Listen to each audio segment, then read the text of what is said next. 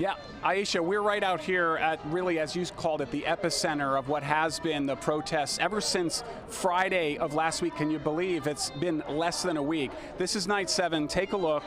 Very peaceful. This is essentially Marietta at Centennial Olympic Park.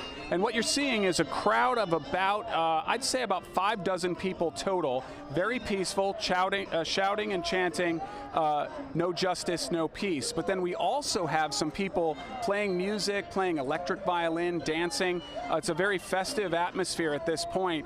Meanwhile, in the background, you can see Centennial Olympic Park is completely occupied by the Georgia National Guard. No one is allowed inside the park itself. They have been holding that ground night after night. Here's some pictures we took earlier.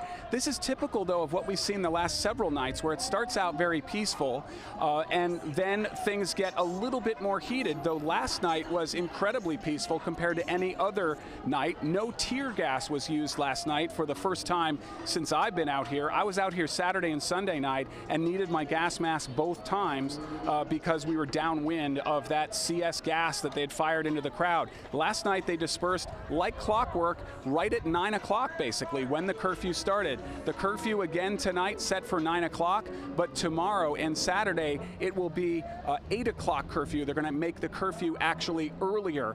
But again, people have been dispersing right there at 9 o'clock, and until last night it required the police moving forward firing tear gas to make that happen. Last night it didn't. We're obviously all hoping for something peaceful again tonight, but the idea here is that voices are being heard and a conversation is actually occurring even between police and protesters.